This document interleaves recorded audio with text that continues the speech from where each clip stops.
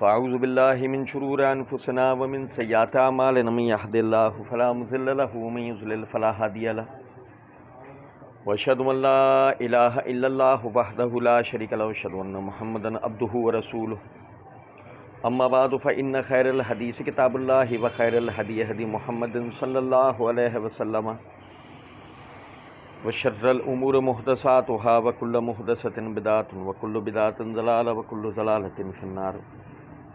اعوذ باللہ السمیع العلیم من الشیطان الرجیم من حمزہ ونفخہ ونفثہ. بسم اللہ الرحمن الرحیم. اللہم صلی علی محمد وعلی آل محمد کما صلیت علی ابراہیم وعلی آل ابراہیم انک حمید مجید. اللہم بارک علی محمد وعلی آل محمد کما بارکت علی ابراہیم وعلی آل ابراہیم انک حمید مجید. رب اشرح لی صدری ویسر لی امری واحلل عقدۃ من لسانی یفقہوا قولی. رب زدنی علما.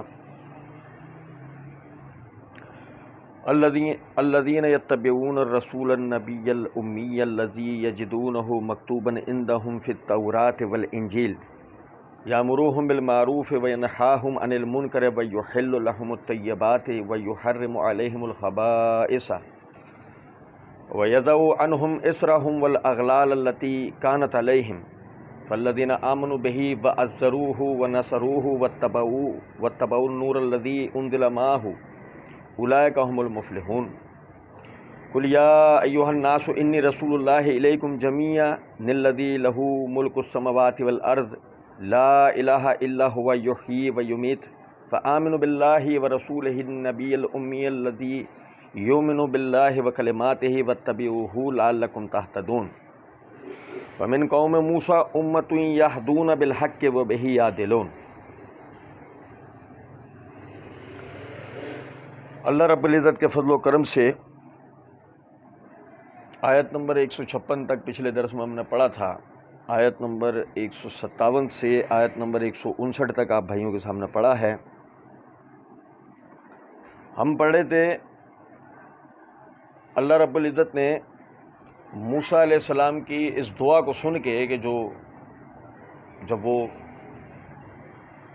یعنی کہ قبائل کے جو 70 افراد طور کے اوپر جو ہلاک ہوئے تھے، اس کے بعد موسیٰ علیہ السلام نے جو اللہ رب العزت سے دعا کی اور اس میں ساتھ یہ دعا کی وَاكْتُبْ لَنَا فِي هَذِهِ الدُّنْيَا حَسَنَةً وَفِي الْآخِرَةِ إِنَّا هُدْنَا إِلَيْكَ.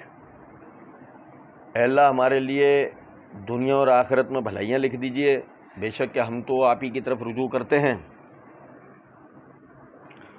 تو اللہ رب العزت نے جواب کے اندر فرمایا قَالَ عَذَابِي أُصِيبُ بِهِ مَنْ أَشَاءُ. میرا عذاب جس کو میں چاہوں گا پہنچے گا. وَرَحْمَتِي وَسِعَتْ كُلَّ شَيْءٍ. اور میری رحمت نے ہر چیز کو گھیر رکھا ہے.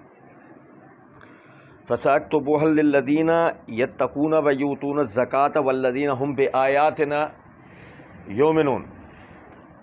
اور بے شک کہ ان قریب ہم لکھ دیں گے ان کے لیے کہ جنہوں نے پرہیزگاری اختیار کی، زکوٰۃ ادا کی اور جو ہماری آیات تھیں ان پر وہ ایمان لے کر آئے. یہاں تک ہم نے پڑھا تھا. اب غور طلب نکتہ ہے، موسیٰ علیہ السلام کے بعد نبوت کا سلسلہ چلے گا. یہ سلسلہ جا کر رکے گا محمد الرسول اللہ صلی اللہ علیہ وسلم پر، جب تک انبیاء کرام علیہم الصلوۃ والسلام آئیں گے. بنی اسرائیل بھی رہیں گے اور بنی اسرائیل کے اوپر وہ رحمتوں اور عذابوں کا سلسلہ بھی رہے گا. اللہ رب العزت نے فرمایا یعنی کہ حسنہ لکھا جائے گا، بھلائی لکھی جائے گی کس کے لیے کہ جو پرہیزگاری اختیار کرے گا. یعنی کن کی طرف اشارہ ہے؟ بنی اسرائیل کی طرف. جو ان میں سے پرہیزگاری اختیار کرے گا، زکوٰۃ ادا کرے گا، ہماری آیتوں پہ ایمان لے کر آئے گا. فرمایا الذین، یہ کون لوگ ہوں گے؟ یتبعون الرسول النبی الامیہ، کہ جو نبی امی کے اوپر رسول یعنی کہ رسول نبی امی کے اوپر ایمان لائیں گے، ان کی اتباع کریں گے. یعنی کہ موسیٰ علیہ السلام یعنی عیسیٰ علیہ السلام تک تو سلسلہ یہ رہا کہ بھائی بنی اسرائیل میں ایک رسول آئے یا نبی آئے، ان پر وہ ایمان لے کر آئے گئے، ایمان لے آئے تو ان کی نجات ہو گئی. لیکن عیسیٰ علیہ السلام کے بعد بنی اسرائیل میں کوئی رسول نہیں آنا، اور آخری رسول پھر محمد الرسول اللہ صلی اللہ علیہ وسلم آنے. اب فرمایا کہ جو ان کی پیروی اختیار کرے گا، کیونکہ اس کی وجہ کیا ہے، ابھی جو مستقبل ہے وہ مستقبل اللہ جانتا ہے. آج جب موسیٰ علیہ السلام دعا کر رہے ہیں، آج معاملہ کچھ اور ہے. بظاہر آج بھی دیکھا جائے تو جو نبی ان کی طرف آئے انہوں نے ان کی پیروی نہیں کی ہے. وہ آج بھی عذاب کے ڈر سے انہوں نے دین کو قبول کر لیا. ایک جو دین کی حقانیت ہوتی ہے اس بنیاد کے اوپر دین کو قبول نہیں کیا ہے. ان کا مستقبل بھی تاریک ہے، اندھیرے میں، کچھ بھی نہیں.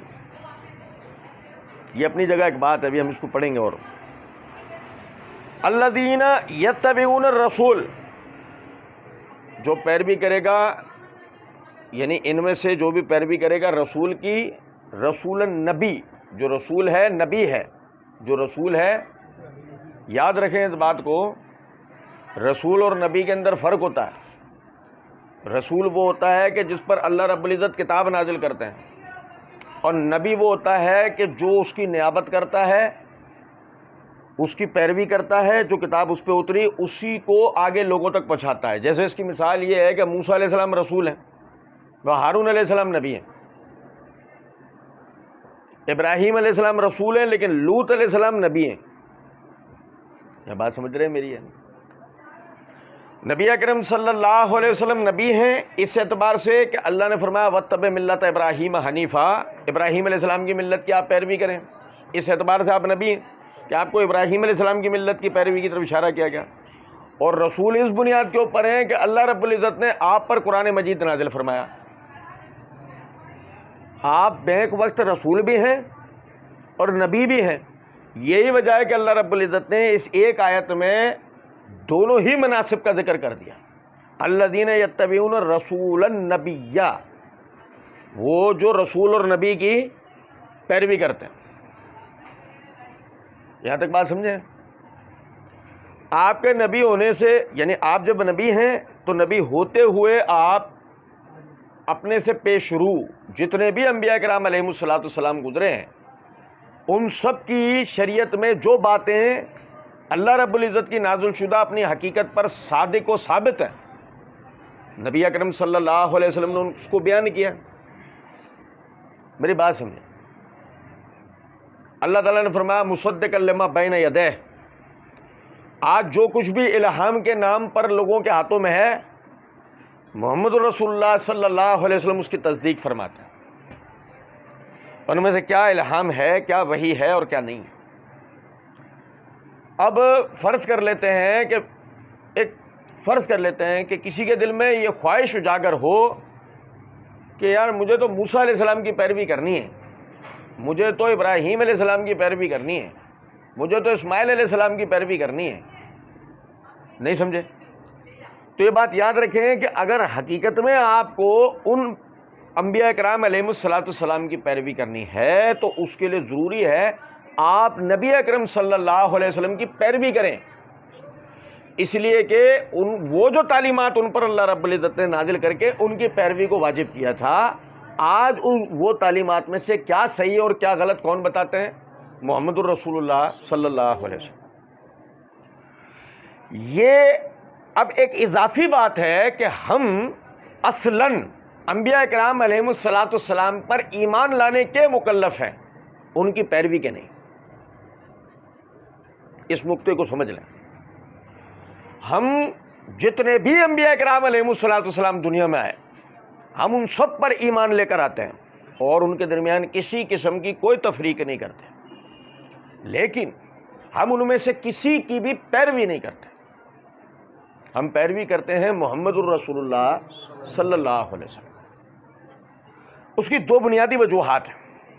پہلی وجہ یہ ہے کہ ان کے اوپر نازل شدہ جو کتابیں اور جو تعلیمات تھیں، آج بعض تو دنیا میں ناپید ہو چکی ہیں اور بعض تحریف شدہ ہیں، تبدیل ہو گئی ہیں، وہ اپنی اصل پہ باقی نہیں ہیں. یہی وجہ ہے کہ ہم ان کی پیروی نہیں کر سکتے.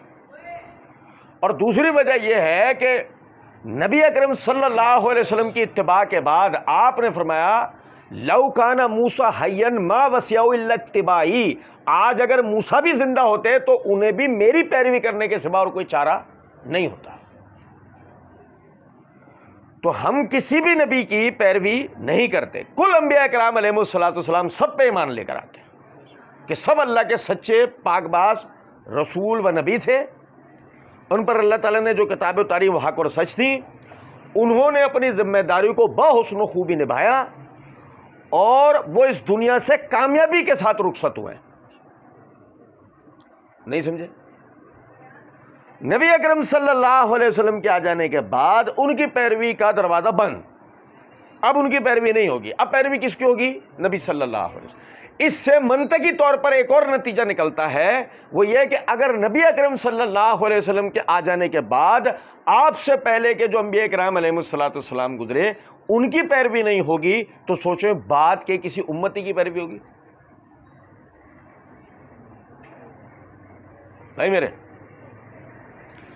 بھائی، اگر آپ سے پہلے گزرے ہوئے انبیاء کرام علیہ الصلوۃ والسلام کے جو اللہ سے باتیں کرتے تھے، جن پر اللہ کا فرشتہ اترتا تھا، جن پر اللہ نے اپنی کتابیں اتاری، جن کے ہاتھ پہ معجزات کیے، بعض کے ہزاروں ماننے والے ہیں اور اب دنیا میں اربوں ماننے والے ہیں، لیکن اس کے باوجود بھی آپ سمجھیں ان کی پیروی نہیں رکھی. ان کی پیروی کو منسوخ کر دیا گیا، ختم کر دیا گیا. تو جب انبیاء کرام علیہ الصلوۃ والسلام کی پیروی نہیں ہے تو ان کے بعد اور خود نبی صلی اللہ علیہ وسلم جو کہ آخری نبی ہیں آپ کے بعد، کیا کسی امتی کی اس طرح پیروی ہوگی جس طرح نبی کی پیروی ہوتی ہے؟ اسی سے ایک اور منطقی نتیجہ یہ نکلتا ہے کہ ہم آپ صلی اللہ علیہ وسلم کے بعد اگر دلائل سے واقف نہ بھی ہوں تو بھی اگر ایک شخص نبوت کا دعویٰ کرے اور کہے کہ میں نبی ہوں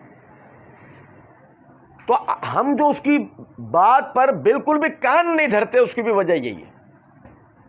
جیسے کوئی، میں آپ کو مزے کی بات بتاؤں، ایک دفعہ ہماری ایک جگہ بات چل رہی تھی، وہ کہنے لگے کہ دین میں تو یہ تنگ نظری نہیں ہے کہ آپ کسی کی بات نہ سنو یا کسی کو بولنے نہ تو آپ سمجھیں ذرا اس بات کو. کچھ چیزوں کا تعلق ہے نا قانون سے ہوتا ہے، یعنی قانون کی پابندی سے ہوتا ہے. کچھ چیزوں کا تعلق، وہ ہر چیز آزادی اظہار رائے میں نہیں ہوتی. مطلب آپ فرانس میں کھڑے ہو کے ملکہ برطانیہ میں کھڑے ہو کے ملکہ برطانیہ کو ماں بہنوں کی گالیاں دے سکتے ہو یہ کہہ کر کہ آزادی اظہار رائے؟ نہیں دے سکتے نا. کیا ہوگا آپ کے ساتھ؟ غائب. ایسے ہی بالکل اسی طریقے سے آپ اس بات کو سمجھیں. نبی اکرم صلی اللہ علیہ وسلم کے آ جانے کے بعد ایک شخص دلائل سے نہ بھی واقف ہو، جو دلائل سے واقف ہے وہ تو ظاہر ہے کہ جو نبوت کا اعلان کرے گا اس کے ساتھ وہ ایسے کھیلے گا جیسے سرکس میں جوکر بال کے ساتھ کھیلتا ہے نا، دیکھا کبھی؟ لیکن چلو کہ جو دلائل سے واقف نہ بھی ہے بالفرض وہ کان نہیں دھرتا، وہ اسی بنیاد پہ نہیں دھرتا کہ نبی صلی اللہ علیہ وسلم کے آ جانے کے بعد نبیوں کی پیروی منسوخ ہو گئی، اب کون سا نبی آنا ہے؟ نہیں سمجھے کچھ بات؟ یہ بھی اپنی جگہ ایک بات. پھر فرمایا امی. اب سمجھے ذرا اس بات کو. عربی زبان میں امی کہتے ہیں جو کہ ماں کے پیٹ سے لے کے جس عمر تک بھی پہنچا اس عمر تک لکھنا پڑھنا نہ جانتا. ماں کے پیٹ سے لے کے یعنی کہ پیدائش سے لے کے اور وہ جس عمر تک بھی پہنچا اس عمر تک بھی وہ لکھنا پڑھنا نہ جانتا ہو، اس کو عرب کہتے ہیں امی. بھی لکھنا پڑھنا نہیں جانتا. اور اصلاً اگر بات کی جائے نا تو وہ لکھنا نہیں جانتا. سمجھے میری بات؟ اصلاً اگر بات کی جائے نا تو وہ لکھنا نہیں جانتا. نبی اکرم صلی اللہ علیہ وسلم امی تھے. آپ لکھنا نہیں جانتے. اور سنو، جبرائیل علیہ السلام نے جب صحیح بخاری کتاب الوحی کے اندر جو امام بخاری تیسری حدیث لے کر آئے ہیں کہ غار ہرا میں جبرائیل علیہ السلام نے جب کہا اقرا پڑھو تو آپ نے کہا ما انا بیکاری، میں پڑھ نہیں سکتا. میں سمجھیں کچھ بات کو یا نہیں؟ یا صلح حدیبیہ کے موقع پر آپ نے دستاویزات کو سیدنا علی بن ابی طالب رضی اللہ تعالیٰ عنہ سے لکھنے کے لیے کہا؟ انہوں نے لکھا. سنو توجہ سے. اب جب آیا نا یہ بات من محمد الرسول اللہ، انہوں نے کہا لا، یعنی کہ یہ معاہدہ ہے محمد اللہ کے رسول صلی اللہ علیہ وسلم کی طرف سے. تو انہوں نے کہا نہیں، یہ نہیں، لکھو من محمد ابن عبداللہ. آپ لکھو کہ یہ معاہدہ ہے محمد ابن عبداللہ کی طرف سے، کیونکہ یہی تو ہمارا آپ کا اختلاف ہے. ہم آپ کو رسول نہیں مانتے، اور اللہ کی قسم یہ جو جگہ ہے نا، یہ جگہ جب وہ یہ کہتے ہیں کہ یہی ہمارا آپ سے اختلاف ہے، ہم آپ کو رسول نہیں مانتے، اور یہی ہمارا کفار سے اختلاف ہے کہ وہ اللہ کے رسول کو رسول نہیں مانتے. سمجھے یہ بات کو یا نہیں؟ یہی ہمارا ان سے یہ اختلاف ہے بنیاد، کہ وہ نبی اکرم صلی اللہ علیہ وسلم کو رسول اس طرح نہیں مانتے کہ ان کی پیروی کرے. جیسے مثال دیتا ہوں آپ کو ایک چھوٹی. سوامی لکشمن پرساد نے کتاب لکھی عرب کا چاند کے نام سے. اس میں اس نے نبی صلی اللہ علیہ وسلم کی پوری سیرت بیان کی، حالانکہ وہ ہندو پنڈت تھا. ہندو پنڈت کیسے سے مرا؟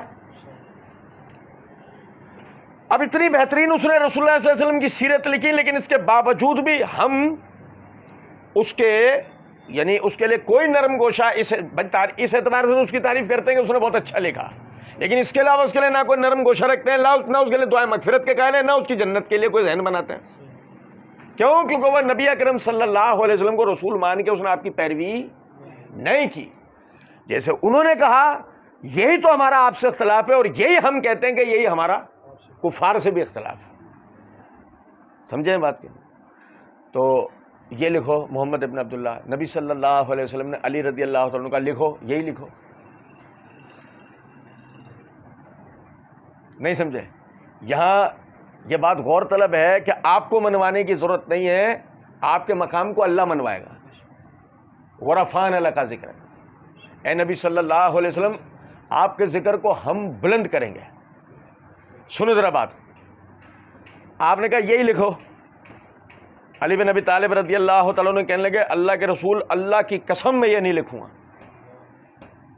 یعنی کہ کیا مطلب؟ یہ نہیں کہا کہ یہ نہیں لکھوں گا، یہ نہیں مٹاؤں گا کہ محمد اللہ کے رسول ہیں، میں یہ نہیں مٹاؤں گا. نبی صلی اللہ علیہ وسلم نے پھر کہا، آپ نہیں مانے، یہاں تک کہ آپ نے کہا اچھا یہ بتاؤ کہاں لکھا ہے. کیا کہا؟ یہ بتاؤ کہ کیا مطلب ہے اس بات کا کہ آپ پڑھنا نہیں جانتے، یہ بتاؤ کہاں لکھا. بتایا گیا کہ حضرت علی. آپ نے اپنے ہاتھ سے اس کو مٹا دیا. سمجھے بات کو یا نہیں؟ تھوڑا تھوڑا آپ بھائی سب ادھر آ جائیں، اس طرف آ جائیں، ادھر آگے آ جائیں. اب غور طلب نقطہ ہے کہ نبی صلی اللہ علیہ وسلم کیا ہے؟ امی. آپ پڑھنا لکھنا نہیں جانتے.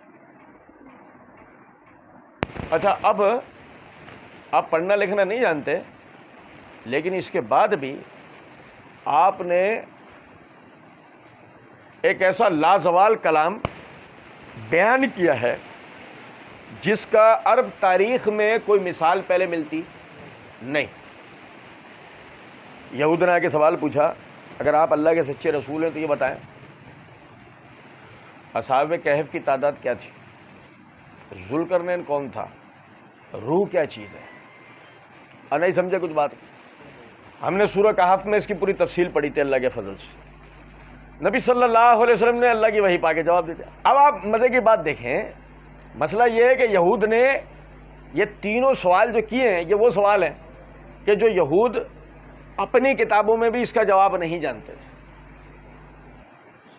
اور ان کے بھی بڑے بڑے علماء یہی کہتے تھے کہ اس سوال کا حقیقی جواب تمہیں آخری نبی دے گا.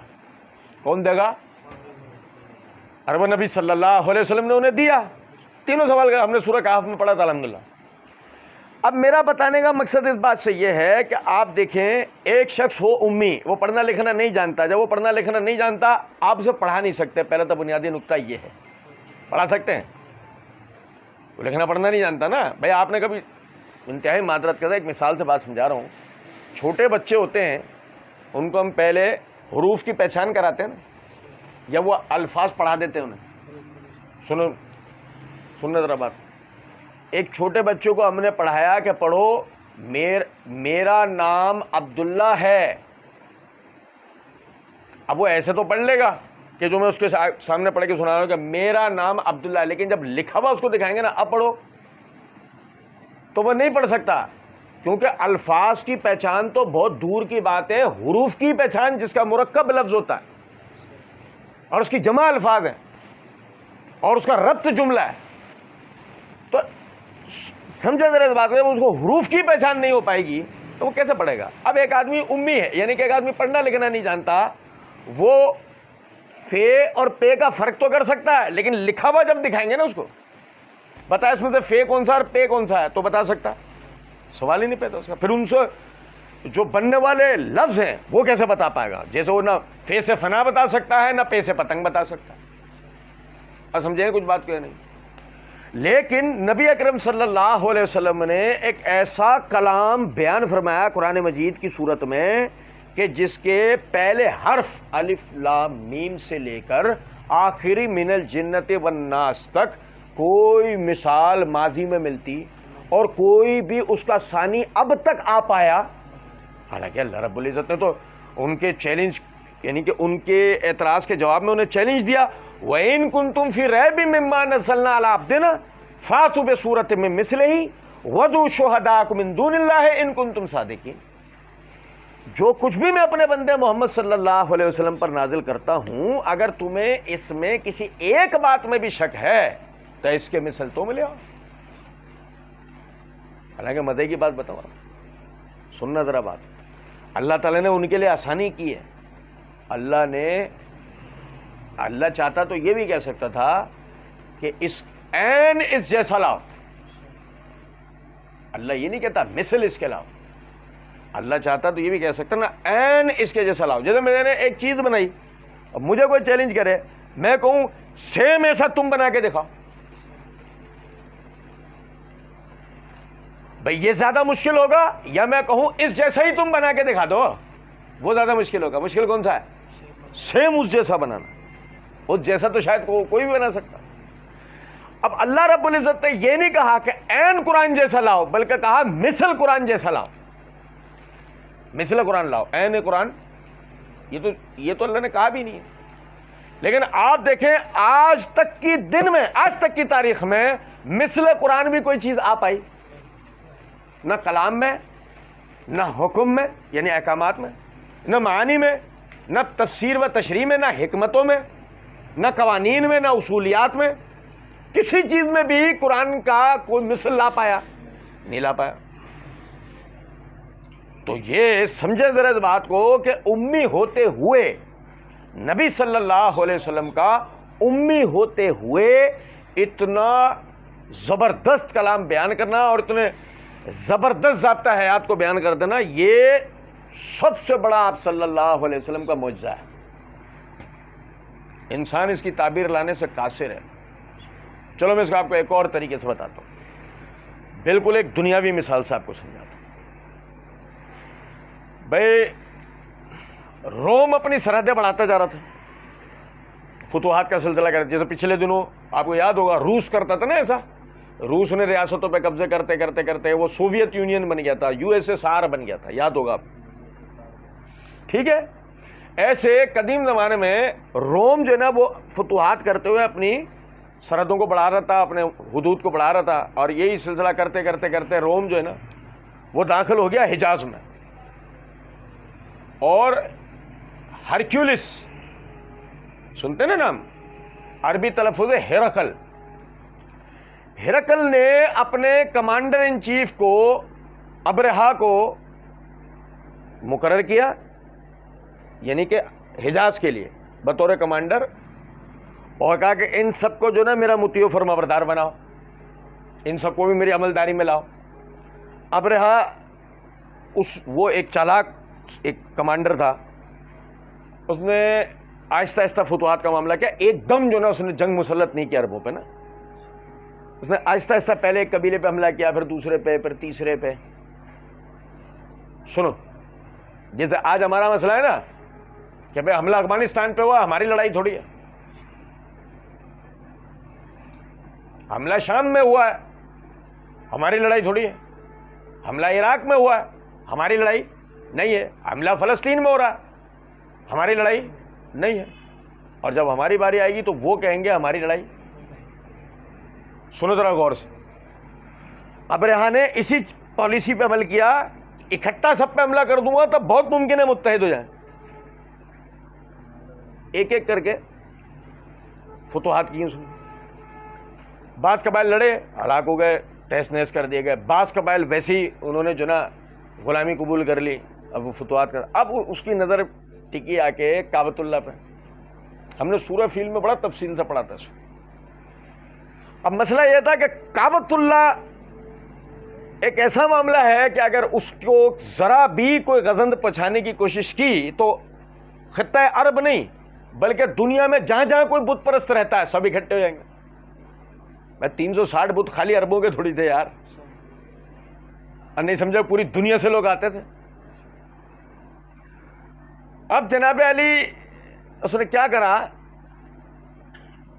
اس نے عیسائیت کی تبلیغ کے لیے اپنے ہرکار مبلغین وہ دوڑائے. وہ عرب معاشروں میں گئے, مختلف علاقوں میں. آپ دیکھیں کہ نجران جو ہے وہ قدیم زمانے میں بت پرست تھا, لیکن بعد میں سارا کا سارا نجران عیسائی ہو گیا تھا. وہ وجہ یہی تھی, یہی ان کے جو مشنریز وہاں پہنچے تھے اور انہوں نے جا کے وہ تبلیغ کی. اس تبلیغ کے نتیجے میں وہ لوگ جو ہے اپنے باپ دادا کے دین سے منحرف ہو کر وہ عیسائی ہو گئے تھے. اب ابرہہ نے پہلے تو یہ ساری کوششیں کی, پھر اس نے کیا کرا کہ اس نے کہا کہ ایسا مرکز بنانا چاہیے جہاں پر بیواؤں کی خبر گیری ہو, یتیموں کے سر پہ ہاتھ رکھا جاتا ہو. جیسے حاجیوں کی یہ خدمت کرتے ہیں ایسے ہم ان کو خدمت کر کے دکھائیں گے بات گزاروں کی. اس نے سونے کا کلیسا بنوایا, چرچ. اب بھائی میرے سونے کے کھڑکیوں دروازوں والا نا اس نے چرچ عالی شان بہت بڑا. اس نے اپنے گمان میں نا کعبۃ اللہ سے بھی بڑا کلیسا بنوایا اور اعلان کروایا کہ اب تمام لوگ وہاں عبادت کرنے کی بجائے یہاں عبادت کرنا ہے. بھائی سنو, توجہ سننا میری بات میں کیا کیا. اب ایک آدمی اپنے گھر سے نکلا, وہ اس کلیسا میں گیا اور جا کے وہاں پہ پخانہ کر کے آ گیا اندر. سمجھے یا نہیں؟ مطلب اس نے کیا بتایا کہ ہمارے نزدیک یہ کعبۃ اللہ کے مقابلے میں کیا ہے, اللہ معاف کرے, ہمارے نزدیک یہ کعبۃ اللہ کے مقابلے میں بیت الخلاء کی طرح ہے, پخانے کی جگہ کی طرح ہے, یا پخانہ کیا جاتا ہے. کعبۃ اللہ کے مقابلے میں کوئی چیز آئے گی؟ سننا ذرا بات.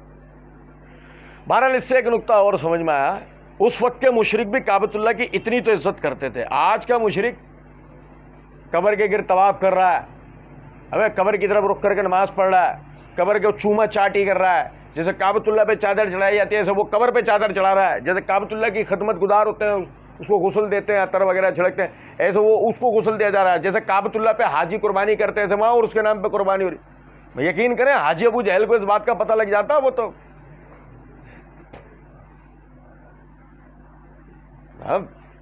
سمجھے نہیں بھائی. اگر مثال کے طور پر ہمارا والا حاجی صاحب سارے شرکیہ کام کرنے کے بعد حج کر لیا ہے تو اس لیے حاجی صاحب کہلوا رہا ہے, تو کیا ابو جہل نے نہیں کیا تھا؟ کیا اس نے بھی حج کیا ہوا تھا؟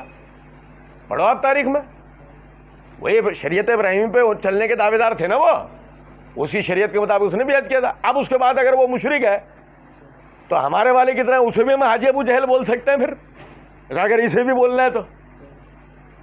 سمجھے میری بات میں کیا کہہ رہا ہوں؟ حاجی ابو جہل کا اگر اس وقت پتہ ہے, کوئی ایسی بھی دنیا میں جگہ ہے کیا؟ اسی والے کو بلاتے ہیں, یہ لے جا وہاں پخانا کر کے آ. سنیں ذرا بات. اب جب ابرہہ کو اس بات کا پتہ لگا وہ تو آگ بگولا ہو گیا, تو غضبناک ہو گیا. وہ یہ کیا ہے؟ اس نے تو آؤ دیکھا لیتا ہو, بولا حملہ کرو, بس اس کو اب ڈھانا ہے. کعبۃ اللہ کے لیے کہا اس کو ڈھا دینا ہے. اچھا بھائی اب سننا ذرا بات. اب وہ بھائی ڈھائیں گے, اب مسئلہ یہ ہے کہ حملہ کریں گے, وہ بھی برابر سے وہ تو لڑیں گے. پھر تو ان کے لیے جدید ہتھیار لے کر آؤ. صحیح, جدید ہتھیار اس وقت کا کیا ہے؟ ہاتھی. ہاتھی اس وقت کا روم کے پاس جدید ترین ہتھیار تھا, کیونکہ عربوں نے کبھی ہاتھی دیکھا تھا؟ وہ ہاتھی نہیں دیکھا پہلے. وہ تو سمجھ رہا بلا آ رہی ہے کوئی. اور ہاتھی بھی وہ والے ہاتھی نہیں، یہ بنگلہ دیشی ہندوستانی ہاتھی ہو پہاڑ جیسے، بھائی وہ لے آئے وہ، اور سمجھا سر اللہ تعالیٰ نے اصحاب الفیل جو کہا ہے وہ الفیل کہہ کے ہاتھی والا لشکر قرار دیا ہے، وہ ایک ہاتھی نہیں تھا، ہاتھی تو 5-8 لے کر آئے تھے، وہ آگے آگے ہاتھی چل رہے تھے، جن کا کام کیا تھا، جنہیں ٹرینڈ اس بات پہ کیا تھا جو سامنے آئے اس کو کچلتے ہوئے چلے جاؤ، بس ختم، جو سامنے آئے اس کو وہ کچلیں گے، وہ ہاتھی تربیت ہی ان کی اس کے اوپر ہوئی ہے۔ اب تو بھائی وہ دیکھ رہے ہیں وہ کہ سامنے عمارت آ رہی ہے تو وہ اپنی سونڈ سے توڑ رہے، ٹکر مار کے توڑ رہے، وہ بولے کیا بھلائی ہے، اس سے کون لڑے گا؟ بھائی آپس میں سب نے پلاننگ کی اور سارے ساز و سامان جو اٹھا سکے اٹھا کے پہاڑوں میں چلے گئے، اور نہیں سمجھے کچھ بات کو، لڑے نہیں ان سے، سننا ذرا اس بات۔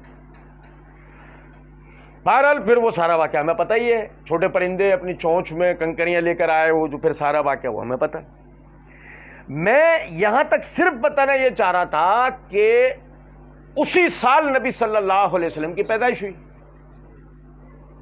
آپ کی پیدائش ہوئی ہے عام الفیل کے سال، یعنی جس سال یہ ہاتھی والا واقعہ ہوا ہے، اسی سال آپ صلی اللہ علیہ وسلم کی پیدائش ہوئی، اور 40 سال کی عمر میں آپ نے نبوت کا اعلان کرا، جس کا مطلب یہ ہوا اس واقعے کے 40ویں سال میں آپ نے نبوت کا اعلان کیا۔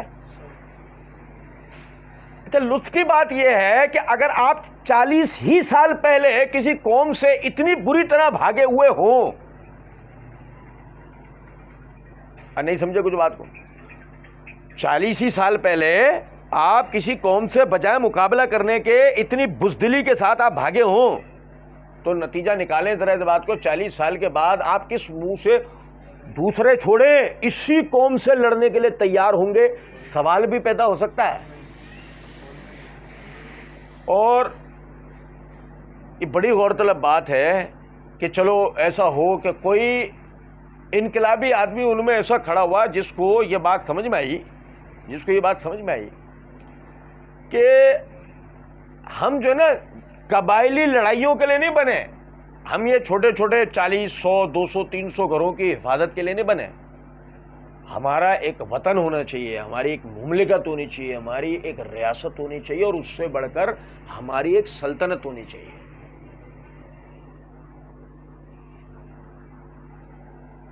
اس دن جس دن نبی صلی اللہ علیہ وسلم نے نبوت کا اعلان کرا، پتہ ہے کیا اعلان کرا؟ آپ نے کہا یا ایھا الناس قولوا لا الہ الا اللہ تفلحوا تملک العرب والعجم۔ اتنا غیر مانوس جملہ تھا کہ یعنی آخری والا اتنا غیر مانوس جملہ ہے، پہلے والا تو بہت حیران کن ہے، ان ھذا لشیء عجاب، یہ تو بڑی عجیب بات کی ہے اس نے۔ قرآن اللہ تعالیٰ نے آیت بنا کے ان کے جواب کو آیت بنا کے اتارا ہے نا، لا الہ الا اللہ کے جواب میں، لیکن آخری والا جو جملہ ہے نا وہ اتنا غیر مانوس ہے، وہ کسی کی سمجھ میں ہی نہیں آیا، اور نہ کسی نے سمجھنا چاہا اس کو۔ سگا چچا جو کہ سردار ہے، جنگجو ہے، پہلوان ہے، بڑا خوبصورت ہے، بڑا عالیشان وجیح قسم کا آدمی ہے، ابو لہب، اور نہیں سمجھے کچھ بات؟ وہ تو بعد میں بھی کافر ہوگا نا، اب اس واقعے کے بعد سے کافر ہوگا نا، اس سے پہلے تو ابھی تو ہم جو اس کے جو اوصاف عربوں میں مشہور تھے ہم نے وہ ذکر کر لیے، بات کر لی ان پر، بھیا ستا ابو لہب۔ اب جب نبی صلی اللہ علیہ وسلم یہ بات کہہ رہے ہیں تو ایک جنگجو قسم کا آدمی، ایک لڑائی سے نہ گھبرانے والا، ایک بہادر قسم کا آدمی، وہ جب اس بات کو سنے تو اس کے تو خون گرما جانا چاہیے نا۔ بھئی اگر ایسا آدمی مثال کے طور پہ جو ممی ڈیڈی والا ہے، یا ایسا آدمی جس بیچارے غریب کی سیاست نالیوں کی صفائی سے شروع ہوتی ہے، اور سنیں ذرا بات کو، اور پیٹرول سستا ہو جانے تک جاتی ہے، تو ایسے آدمی کو تو کچھ نہیں ہونا، ایسے کو تو کوئی فرق نہیں پڑنا، اس کو تو بیڑا غرق ہے، اس قوم کا ہی بیڑا غرق۔ لیکن ایسا آدمی جو جنگجو ہے، وسائل کو لڑ کر حاصل کرتا ہے، بھیک مانگ کر نہیں، قرض مانگ کر نہیں، نہیں سمجھے کچھ بات کو ہے نہیں، وہ ایسے لوگ ہیں۔ لیکن یہ جملہ اتنا غیر مانوس ہے، سمجھ میں ہی نہیں آیا یہ کیا بولا ہے۔ یہی وجہ سے یہ ابو لہب کہنے لگا، یعنی کہ نبی صلی اللہ علیہ وسلم نے فرمایا قولوا لا الہ الا اللہ تفلحوا تملک العرب والعجم، تم کہہ دو اللہ کے سوا کوئی الہ نہیں ہے، تم کامیاب ہو جاؤ گے، اللہ تمہیں عرب و عجم پوری دنیا کا مالک بنا دے گا۔ یہ جو آخری والا جملہ ہے یہ سنتے ہی ابو لہب کہنے لگا نعوذ باللہ، تیرے ہاتھ ٹوٹ جائیں، کیا تو نے اس لیے ہمیں یہاں جمع کیا؟ یار آپ اندازہ، یہ 40ویں سال جس نے اپنے نبوت کا اعلان کرا، آج کے دن تک یہ بات ثابت شدہ ہے کہ یہ قوم آپس میں تو لڑتی رہے گی لیکن کبھی اپنے حقیقی دشمن کو پہچان کے اس کے مقابلے کے لیے کبھی کھڑی ہو پائے گی؟ آج کی تاریخ تک تو نہیں۔ اور اسی قوم میں سے محمد الرسول اللہ صلی اللہ علیہ وسلم چنے گئے۔ یہی سگا چچا ہے نا، تو تربیت اسی کے گھرانے میں، اسی کے خاندان میں ہوئی ہے نا۔ اور ماضی میں کون سے جنگ کے میدان میں لڑتے ہوئے پائے گئے؟ کہیں بھی نہیں، سوائے اس کے کہ حرب فجار میں یہ چھوٹے ہوتے تھے، آپ صلی اللہ علیہ وسلم لڑکے جیسے ہوتے تھے، تو یہ چچا لڑ رہے ہوتے تھے نا، تیر چلا رہے ہیں تو یہ تیر اٹھا کے اپنے چچا کو دیتے، اپنے چچاؤں کو تیر اٹھا کے دیتے۔ لڑائی میں صرف ساتھ کھڑے ہوتے تھے، چھوٹے لڑکے کی حیثیت سے، ایک مددگار کی حیثیت سے، تعاون کرنے والے کی حیثیت سے، بس کسی جنگ کے میدان کے اندر۔ اور ایسی جنگ بھی یہ والی نہیں، جنگ پولیو کے خلاف جنگ، جنگ یہ نہیں سپر پاورز لڑیں آپس میں، ان کے درمیان ہونے والی لڑائی۔ روم اور فارس لڑا آپس میں، روم اور ایران لڑا آپس میں، فارس اور ایران لڑا آپس میں۔ اس لڑائی میں جو شریک ہوا وہ اس دور کا سب سے خطرناک آدمی تھا، جو بچ گیا، اگر تو مارا گیا تو مارا گیا، کام میں آ گیا، جو بچ گیا تھوڑا ماہر آدمی تھا، کیونکہ وہ اس زمانے کی خطرناک ترین لڑائیاں ہوئی ہیں ان کے آپس میں۔ لاکھوں فوجی لڑے، لاکھوں ساز و سامان سے لڑے، لاکھوں طریقوں سے لڑے، اور 200 300 400 سال لڑائیاں چلتی رہی ہیں۔ سمجھے ہیں بات کو؟ نہیں ایسی کسی جنگ میں آپ صلی اللہ علیہ وسلم کسی ایک دن بھی نظر آئے؟ چلو ایسا بھی ہو جاتا نا تو کہتے کہ نہیں جی، بات اصل میں یہ ہے فوجی آدمی ہے، یہ والی حکمتیں کہاں سے سیکھ کر آیا ہے؟ میدان جنگ سے۔ ایسا بھی نہیں۔ غور طلب نکتہ ہے، میں نے شروع میں یہ ساری بات کے پیچھے شروع میں نے یہ عرض کیا تھا کہ میں آپ کو ایک دنیاوی مثال سے سمجھاتا ہوں۔ ایک ایسا امی آدمی کہ جس کے باپ داداؤں میں تربیت یافتہ، مہذب، ماہر اور تمدن سے بھرپور قوموں سے لڑنے کی صلاحیت اور طاقت نہیں تھی، وہ بھی امی تھے۔ وَلَقَدْ بَعَثْنَا فِي الْأُمِّيِّينَ رَسُولًا مِّنْهُمْ، وہ بھی امی تھے، یہ بھی امی ہے، انہی کے زیر سایہ تربیت حاصل کری۔ اور لطف کی بات یہ ہے، یرموک کے مقام پر آج بھی ان کی چھاؤنی قائم ہے۔ وہ یہاں سے بھاگے تھے، عرب خطے سے نہیں بھاگے تھے، وہ یہاں مارے گئے تھے، پورے عرب خطے میں کبھی ختم ہوئے نہیں تھے۔ یرموک میں آج بھی ان کی چھاؤنی ہے، موجود ہے۔ اس چھاؤنی سے وہ جو ہمارے ہاں اردو میں مثال دی جاتی ہے کہ پرندہ بھی پر نہیں مار سکتا، صحیح؟ اور سمجھے ذرا بات کو، جغرافیائی اعتبار سے، تاریخی اعتبار سے، تمدنی اعتبار سے، ثقافتی اعتبار سے عربوں کا اس کے ارد گرد کبھی بھٹکنا بھی ثابت نہیں ہے کہ کوئی ان میں سے وہاں بھٹک گیا ہو جا کر۔ بھائی ان کو تو پتا ہے، یہ تو ہاتھیوں کو دیکھے ہوئے لوگ ہیں، ان کو پتا ہے کچھ نہیں ہاتھی نکال دیے تو ہم کیا کریں گے۔ سنیں اب جناب علی، ہوتا کیا ہے، پورے 20 سال بعد، آج سے پورے 20 سال بعد، اسی یرموک کی چھاؤنی پر نبی صلی اللہ علیہ وسلم اپنے ساتھیوں کے ساتھ حملہ کرتے ہیں، اور سارے کے سارے رومی عیسائی وہاں سے ایسے بھاگتے ہیں کہ جو گویا کہ ہاتھیوں سے بھی بڑی کوئی بلا ان پر مسلط ہو گئی ہو۔ صرف 20 سال بعد آج کے واقعے سے۔ نہیں سمجھے ہیں کچھ بات؟ سوال یہ پیدا ہوتا ہے وہ قوم کہ جو پہلے بجائے لڑائی کے بھاگ گئی، اور وہ قوم جو آج جب لڑنے نکلی تو اس کے بعد پورے طریقے سے ہتھیار بھی نہیں ہے. سوال یہ پیدا ہوتا ہے اتنی زبردست تربیت ان کی کری کس نے کی ہے؟ محمد الرسول اللہ صلی اللہ علیہ وسلم. عقل دنگ رہ جاتی ہے کہ ایک امی شخص ایک 100-200 سال پرانی ایک چھاونی کے اوپر حملے کی ایسی تدبیر بنائے کہ پہلے ہی حملے کے اندر وہ جو 100-200 سال سے وہاں بیٹھے ہیں سب بھاگنے پہ مجبور ہو جائیں. سارے 2 لاکھ کی آرمی ہے، 15,000 گئے حملہ کرنے. ٹوٹل آرمی کتنی ہے ان کی؟ 2 لاکھ. اور یہ حضرات کتنے گئے؟ صحابہ کرام 15,000 افراد نے حملہ کیا ان پہ بس. اور وہ 2 لاکھ کو کس نے تربیت دی؟ محمد الرسول اللہ صلی اللہ علیہ وسلم.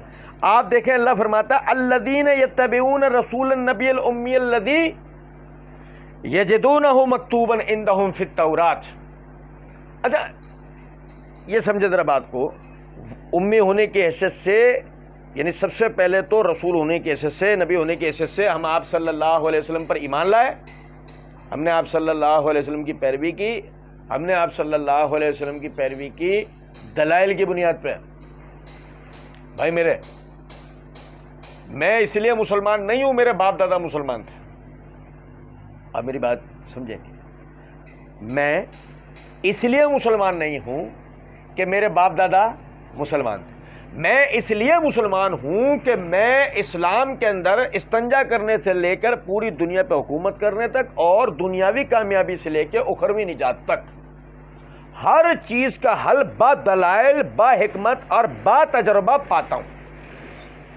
یعنی میرا اس پہ تجربہ ہے بعض جگہوں.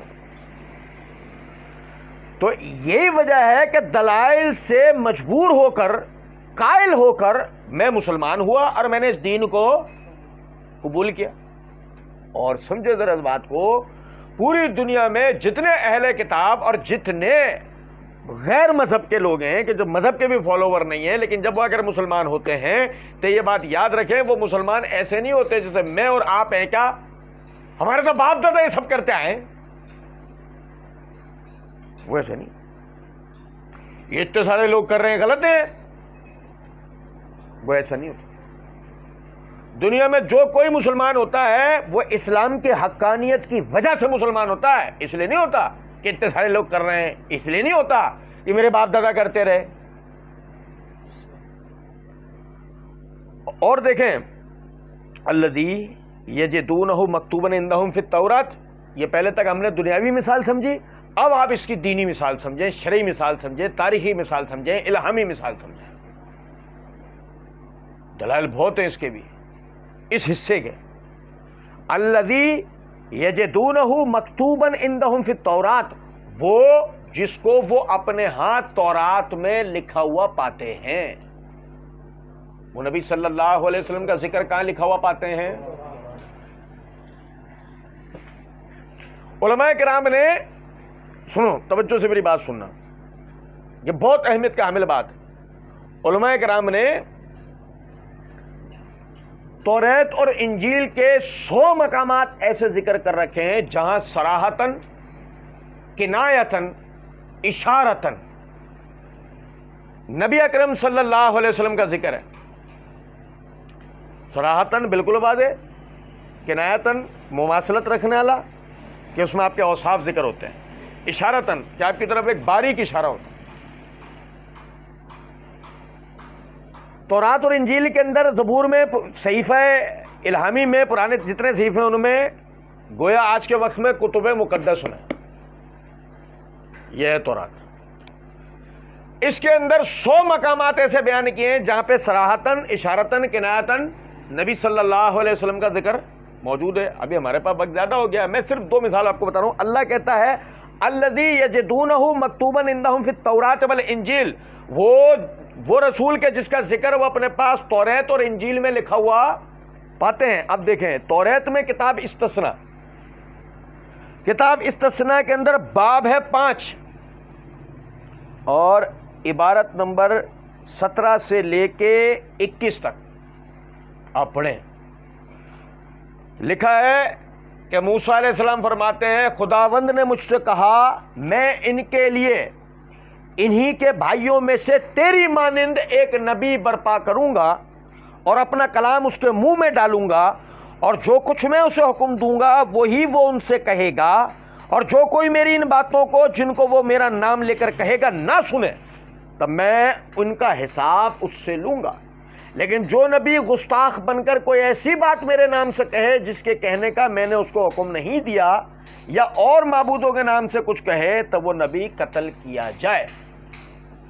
اب سنیں ذرا توجہ سے، موسیٰ علیہ السلام کہتے ہیں مجھ سے اللہ نے کیا کہا ہے، میں ان کے لیے انہی کے بھائیوں میں سے، ابراہیم علیہ السلام کے دو بیٹے اسحاق اور اسماعیل، اسحاق کے بیٹے یعقوب، یعقوب کا عبرانی معرب اسرائیل، اور ان کے بیٹے کہلائے بنی اسرائیل۔ اور نہیں سمجھے؟ سمجھ گئے؟ اب دیکھیں، یعقوب کے چچا ہیں اسماعیل، یعقوب کے چچا ہیں اسماعیل، اور اسماعیل کے پر پوتوں میں محمد الرسول اللہ صلی اللہ علیہ وسلم ہے۔ آپس میں یہ سب کون ہیں؟ بھائی ہیں، سگی رشتہ داری بنی اوپر تلے جا کے۔ سننا ذرا بات، میں ان کے لیے انہی کے بھائیوں میں سے تیری مانند ایک نبی برپا کروں گا۔ تیری مانند یعنی کہ موسیٰ علیہ السلام رسول ہے، ان پر شریعت کی کتاب اتری ہے، قانون کی کتاب اتری ہے، تورات قانون کی کتاب تھی نا، فلانا جرم کرے تو یہ سزا، وراثت اس طرح تقسیم ہوگی، نکاح یوں ہوگا، طلاق ایسے دی جائے گی، عدت کا معاملہ یہ ہے، مہر کا معاملہ یہ ہے، پاکی ناپاکی کے مسائل یہ ہیں، نماز ایسے پڑھی جائے گی، شرک یہ بلا ہے، بدعت یہ بلا ہے، قیامت ایسے آئے گی، تقدیر ایسے ہے، آخرت ایسے ہے۔ یہ ساری چیزیں توریت کے اندر یعنی جو تھی سو جو ہیں وہ سب ملا کے یہ قانون کی کتاب تھی۔ اللہ نے فرمایا ہم بالکل تیری مانند اسے بھیجیں گے، اور تیری مانند محمد الرسول اللہ صلی اللہ علیہ وسلم اللہ تعالیٰ نے آپ پر قرآن مجید نازل کیا، جس میں بیک وقت عقائد کا بیان، احکامات کا بیان، واعظ و نصیحت، ترغیب و ترہیب، اور بھائی ساری چیزیں موجود ہیں نا۔ اچھا، اور اپنا کلام اس کے منہ میں ڈالوں گا، جو کچھ میں اسے حکم دوں گا وہی وہ ان سے کہے گا۔ پڑھو آپ سورہ نجم کی آیت نمبر 3 اور 4، وما ینطق عن الہوی ان ہوا الا وحی یوحی، میرا نبی اپنی منہ سے اپنی طرف سے کوئی بات کہتا، یہ وہی کہتا ہے جو ہم اس کی طرف بدر وحی، اور جو کوئی میری ان باتوں کو جن کو وہ میرے نام لے کر کہے گا نہ سنے تو میں ان کا حساب ان سے لوں گا۔ جو نبی صلی اللہ علیہ وسلم کی پیروی نہ کرے، من اطاعنی دخل الجنہ ومن عصانی فقد ابا، جس نے میری پیروی کی وہ جنت میں داخل ہوگا، جس نے میری پیروی نہیں کی اس نے جنت میں جانے سے انکار کیا۔ لیکن جو نبی گستاخ بن کر کوئی ایسی بات میرے نام سے کہے جس کے کہنے کا میں نے اس کو حکم نہیں دیا، اور معبودوں کے نام سے کچھ کہے تو وہ نبی قتل کیا جائے۔ بھائی میرے، اب آپ پڑھیں سورہ حاقہ، سورہ حاقہ کی آیت نمبر 44 سے 47 تک اللہ رب العزت نے فرمایا وَلَوْ تَقَوَّلَ عَلَيْنَا بَعْضَ الْأَقَاوِيلِ لَأَخَذْنَا مِنْهُ بِالْيَمِينِ ثُمَّ لَقَطَعْنَا مِنْهُ الْوَتِينَ فَمَا مِنْكُمْ مِنْ أَحَدٍ عَنْهُ حَاجِزِينَ۔ اگر یہ نبی ہمارے نام سے اپنی طرف سے کوئی بات بنا لیتا، ہم اسے دائیں ہاتھ سے پکڑ لیتے، اس کی رگے جان کاٹ ڈالتے، اور ہمیں ایسا کرنے سے کوئی باز رکھنے والا ہوتا؟ یہی کہا نا اللہ نے توریت میں کہ میرے نام سے اگر کوئی وہ بات کرے جو میں نے نہیں کی تو قتل کیا جائے۔ وہی بات اللہ نے نبی صلی اللہ علیہ وسلم کے لیے یہاں کی، سمجھیں؟ اسی طرح انجیل کے اندر رسولوں کے اعمال کتاب نکالیں اور اس کا باب نمبر 4 اور عبارت نمبر 22 سے آپ پڑھیں 24 تک۔ چنانچہ موسیٰ نے کہا خداوند خدا تمہارے بھائیوں میں سے تمہارے لیے مجھ سے ایک نبی پیدا کرے گا، جو کچھ وہ تم سے کہے اس کی سننا، اور یوں ہوگا کہ جو شخص اس نبی کی نہ سنے گا وہ امتوں میں نیست و نابود کر دیا جائے گا۔ اب آپ سمجھیں ذرا اس بات کو، اگر ایک شخص موسیٰ علیہ السلام کی پیروی نہیں کرتا، ہارون علیہ السلام کی پیروی کر لیتا ہے، نجات پائے گا؟ پائے گا نا یار، پایا ہی نہیں اس نے موسیٰ علیہ السلام کو، اس نے ہارون علیہ السلام کی پیروی کر لی، نجات پائے گا نا بھائی؟ کیا ہو گیا؟ ایک آدمی نے آدم علیہ السلام کی پیروی نہیں کی، نوح علیہ السلام کی پیروی کر لی، نجات پائے گا؟ ایک آدمی نے ابراہیم علیہ السلام کی پیروی نہیں کی، اسماعیل علیہ السلام کی پیروی کر لی، نجات پائے گا؟ لیکن اگر کسی نے محمد الرسول اللہ صلی اللہ علیہ وسلم کی پیروی نہیں کی تو نجات پائے گا؟ بس یہی بات ہے۔ کیا لکھا ہے انجیل میں کہ جو کوئی امتوں میں اس کی پیروی نہ کرے وہ نیست و نابود کیا جائے گا۔ یہ واحد ایک ہی نبی کے لیے ہے، یہ اور کسی نبی کے لیے نہیں، کیونکہ مسئلہ یہ ہے کہ ایک وقت میں 300 نبی دنیا کے خطے پہ آئے، 300 نبی۔ حافظ ابن کثیر رحمۃ اللہ علیہ نے سورہ بقرہ میں جہاں یہ آیت آتی ہے تقتلون النبیین بغیر الحق، تم نے نبیوں کو، بنی اسرائیل کو اللہ نے مخاطب کر کے تم نے اللہ کے نبیوں کو ناحق شہید کیا، اس کی تفسیر میں حافظ ابن کثیر رحمۃ اللہ علیہ فرماتے ہیں کہ بنی اسرائیل نے ایک دن میں 100 نبیوں کا قتل کیا ہے، 100 نبیوں کا ایک دن میں۔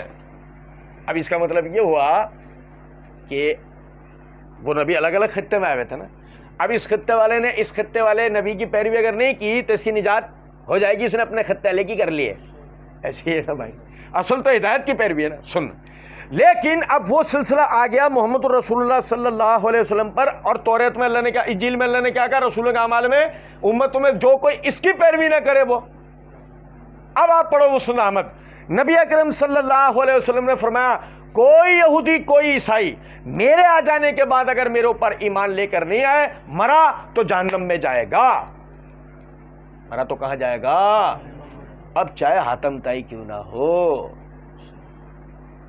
او بھائی کتنا سخی تھا، کتنا غریبوں کی مدد کرتا تھا، ہاں؟ بیٹے عدی مسلمان ہو گئے، نبی صلی اللہ علیہ وسلم کے بعد آگے کہنے لگے اللہ کے رسول میرے والد کا انجام کیا ہوا؟ فرمایا تیرا باپ جہنم میں۔ کہاں گیا انسانیت کا خدمت کرنے والا؟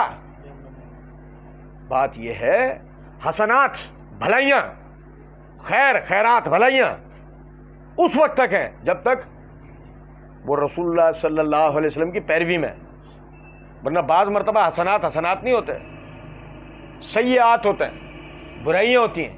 مثال لے لیں اس کی ایک چھوٹی سی، افریقہ میں عیسائی مشنریز جو جا رہے ہیں آج سے نہیں پچھلے 150 سالوں سے، وہ اصلاً تو جاتے ہیں انہیں کیا، ہم انہیں نجات دلانے کے لیے جا رہے ہیں۔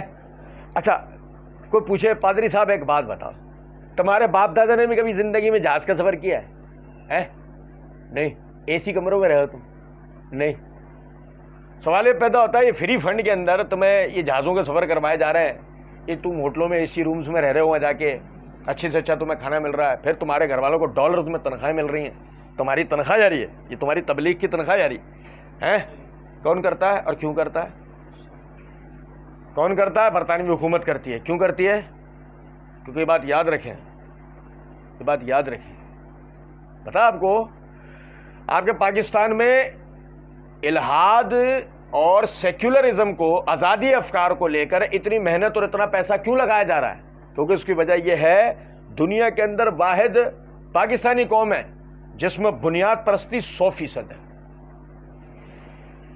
یہ اپنے دین کے لیے بلا جھجک مرنے اور مارنے کو تیار ہو جاتے ہیں۔ یہی وجہ ہے کہ جب بہت زیادہ آپ کے دشمنوں نے آپ پہ غور کیا تو انہیں ایک بات سمجھ میں آ گئی کہ یہ عنصر آپ کے اندر دین کی وجہ سے ہے، جو اگر دین نہ رہا تو یہ عنصر خود بخود ماند پڑ جائے گا بلکہ مر جائے گا۔ اس لیے وہ الحاد اور سیکولرزم کو پورا زور لگا کے ہر جگہ پروموٹ کر رہے ہیں، اسکولز میں، کالجز میں، یونیورسٹیز میں، چینلز کے اوپر، print media, social media, electronic media, دعوتوں، پارٹیوں، تقریبوں کے اندر، آپ کی پارلیمنٹ کے اندر، آپ کے دیگر تمام جگہوں کے اندر، وہی سارا معاملہ آپ کے اداروں کے اندر، سب جگہ یہ معاملہ چل رہا ہے۔ اچھا اب لطف کی بات یہ ہے، آپ دیکھیں غور طلب نکتہ ہے، یہ ساری محنت صرف اس لیے ہو رہی تھی کہ برطانیہ افریقہ کے اوپر قابض ہو اور قبضے کے نتیجے میں خوشی خوشی وہاں کے رہنے والے جو ماضی میں مسلمان تھے، پورا بر اعظم مسلمانوں کا تھا، وہ عیسائی ہو جائیں اور پھر خوشی خوشی وہ اپنے مائی باپوں کو ان کانوں سے ہیرے نکال کے لے جانے کی اجازت دے دیں۔ سمجھے ہیں بات کہنے؟ دنیا میں تیسرے نمبر کی دولت ہے ہی کیا؟ ہیرے۔ پہلا گولڈ ہے، دوسرا بلیک گولڈ ہے، بلیک گولڈ پیٹرول، اور تیسرا ڈائمنڈ ہے، ہیرے۔ اب آپ سمجھیں ذرا اس بات کو کہ یہ جو حاتم طائی بھی انسانی خدمت کرنے کے نام پہ بڑا مشہور ہے نا، یہ اصل میں لوگوں کو عیسائی بنانے کے لیے ایسا کرتا تھا۔ دنیا میں واحد مسلمان ہیں، مسلمانوں کا معاملہ ایسا ہے، خدا ترسی پہ کھلاتے ہیں۔ کس پہ کھلاتے ہیں؟ خدا ترسی پہ۔ دنیا میں دوسرا کوئی بھی آپ کو بے وجہ کھلائے گا؟ ابے کوئی تمہیں اپنا بخار نہیں دے گا، یہ بات یاد رکھنا۔ اب مجھے بتاؤ ذرا اس بات کو، ہم نبی صلی اللہ علیہ وسلم کا ذکر توریت اور انجیل میں پاتے ہیں، اس لیے ہم نبی صلی اللہ علیہ وسلم پہ ایمان لاتے ہیں۔ ہم اس لیے نہیں ایمان لے کے ہمارے باپ دادا مسلمان تھے، ہم نبی صلی اللہ علیہ وسلم پر دلائل کی بنیاد پر ایمان لے کر آئے ہیں۔ باتیں تو خیر ابھی باقی، ابھی تو آیت آدھی بھی نہیں ہوئی ہے، باقی انشاءاللہ آئندہ درس میں پڑھیں گے۔ اللہ رب العزت سمجھنے اور عمل کرنے کی توفیق دے۔ وما علینا الا البلاغ۔